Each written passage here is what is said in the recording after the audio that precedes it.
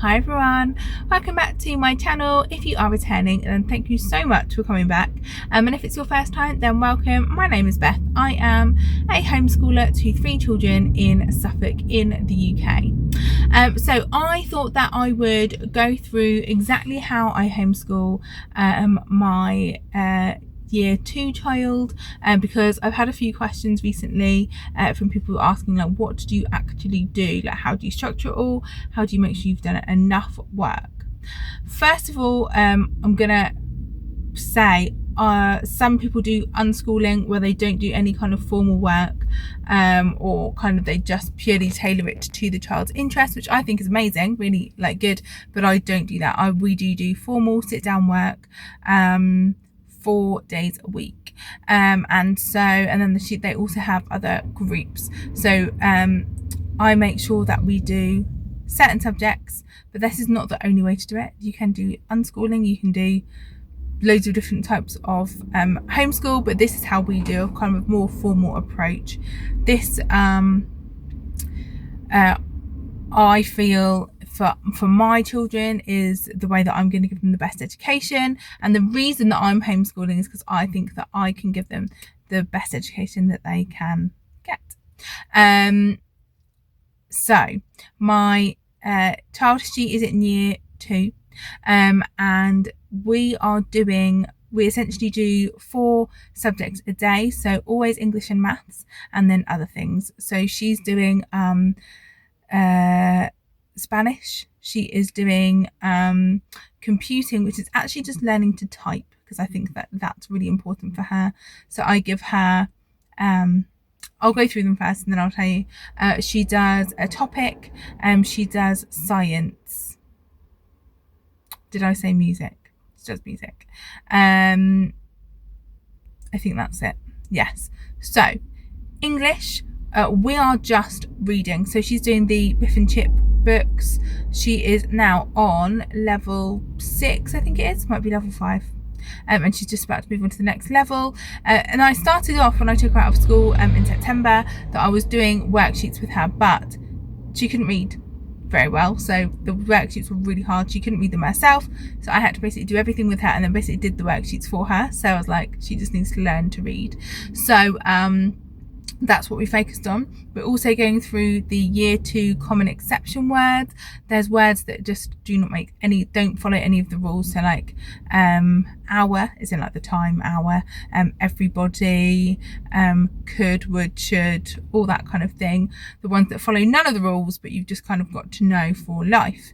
Then computing currently goes along with that, so we're just doing typing. We will eventually get to things like Scratch, where they learn to do like very basic kind of programming, and then we'll go on to microbit and things like that, but that's for the future. Right now I'm like, typing is a good skill for her, and using the mouse. So sometimes she plays just games on there. There's some games on Twinkle which are quite fun, and is learning to use the mouse and click and move around. And we do typing, and what I do for typing is also spelling.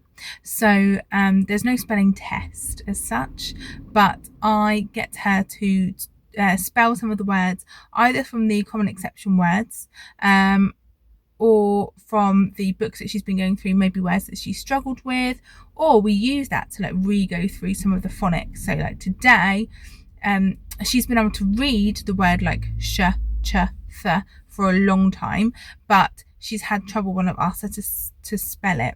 So today she got it, and she said something about, what did she say? Oh, I said write the word pig, because I always start with a very easy one, and then she said, oh, sheep, and it's a sh, sah, and I was like, yes it is. So I gave her a few more sh words, so she's getting that now. And then we also did today like could, would, should, and when my children were at school, they were taught OU lucky duck, like OULD, and so I taught her that. So then we did could, would, should, so she can see how they're written, because she actually doesn't do much writing. She writes numbers, that's part of her math curriculum actually, but she doesn't do a lot of writing. She doesn't kind of phone back do a lot of writing. If I ask her to write like a letter, she won't. She will occasionally write a menu or a shopping list or something like that, but I'm feeling that the writing will kind of come. But this is how they're helping her with spellings. Maths, we use a book, and we just go through a workbook. The one we use is actually American. It's called Maths with Confidence, and by Kate Snow. It's absolutely brilliant. And I've taken her right back to kindergarten, because I felt that when I tested her, like when she was coming out and seeing of school, I felt like she'd missed some of those basic things. So I took her right back, and we've going right from the beginning, and she's doing really well. She's almost finished that year one, the kindergarten book, ready to go into year one, which I've got ready and waiting at home. But she is doing so well with that, because she's now got that really good grounding of number bonds to 10, number bonds to 20, adding, taking away, how like it goes from 10 and then 20 and then 30, you know, that kind of thing. So she is doing really well, and we've been to things like we went to a bingo, and there was lots of other children her age, and they were calling out the numbers, and they go like 6, 4, and she was going 64 before they said it from the front, and she was finding it on her paper a lot quicker than all the other children. In fact, I ran a youth club last night for our church, and we did that, and she was with me for a little while, even though she's not old enough, because Josh was working late, and she was getting the numbers like just as quick as all the other kind of 9, 10, 11, 12-year-olds. So that was great, and she's doing really well with that. But again, so we just do kind of 15 minutes a day. So of her reading book, we do 3 pages a day, and then we do some common exception words for English. Then of the maths, we just do, it's like it's normally about 3 pages, but it just tells you what to do a day, and then there's a workbook sheet. Then we do 2 other subjects. So it's always English and maths, then 2 others. So for science, we have been using Twinkle, using their curriculum and just going through that, but we found that quite slow, and not necessarily a lot of information. I get that a lot of it is like, talk to your partner about this, and I'm like, oh, just seemed a little bit of a waste of time. They did back materials for an entire half term.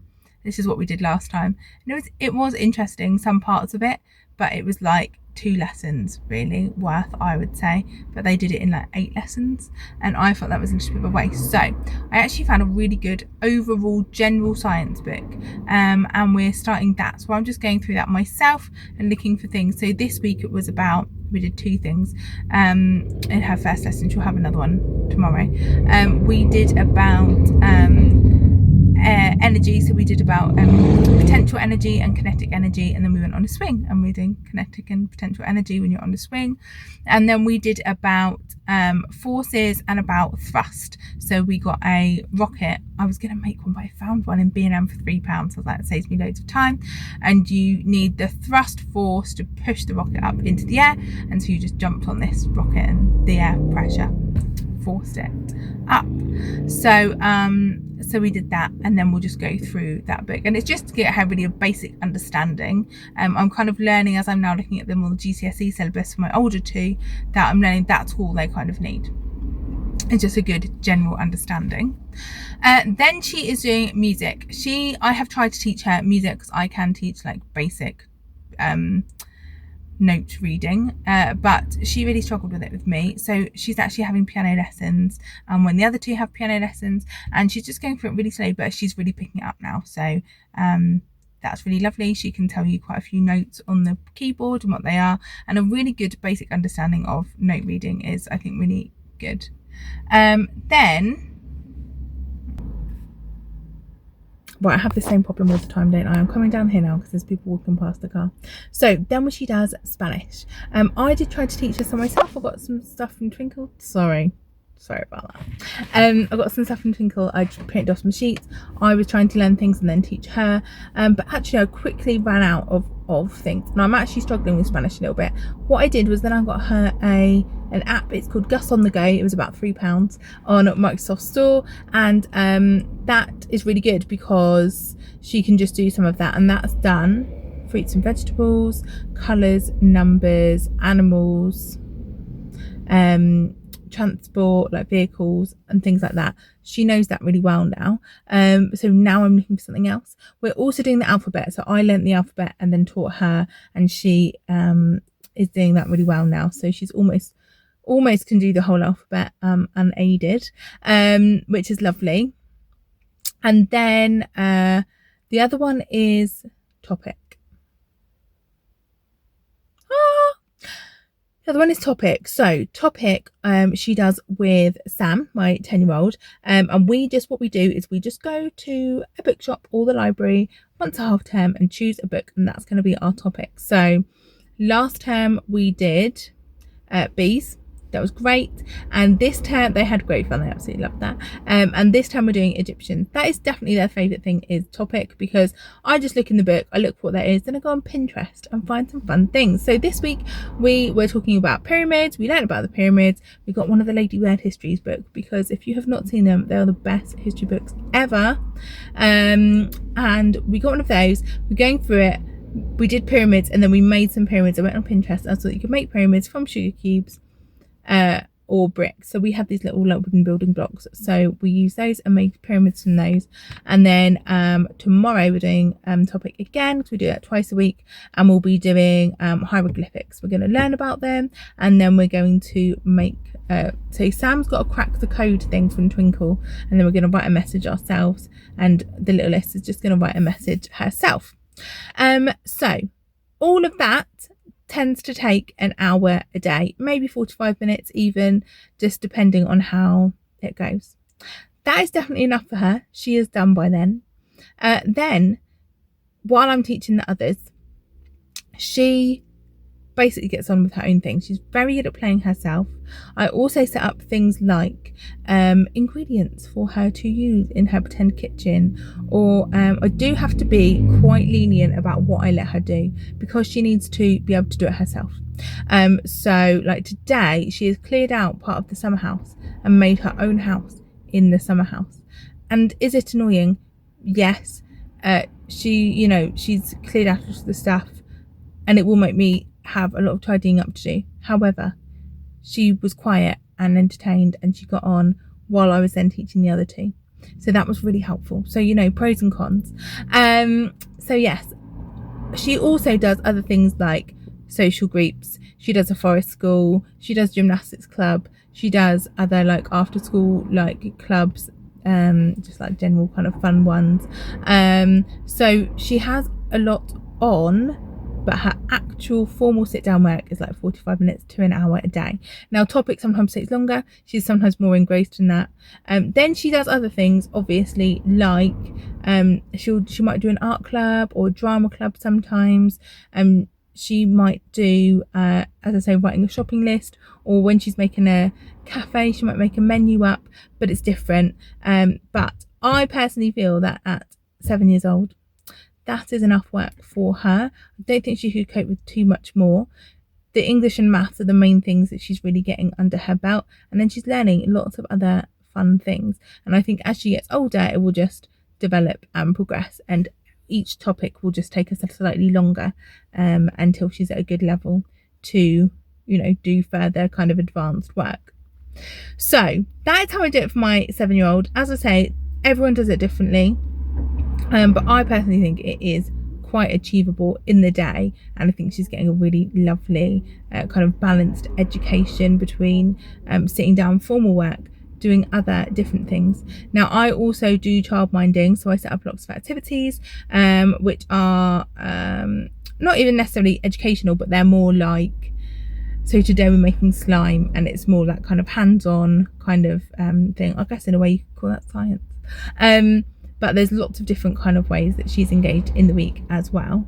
But yes, I thought that might be helpful, because lots of people have been asking me about how I kind of divide up her day and how we teach her at home. Thanks for watching. See you again soon. Bye.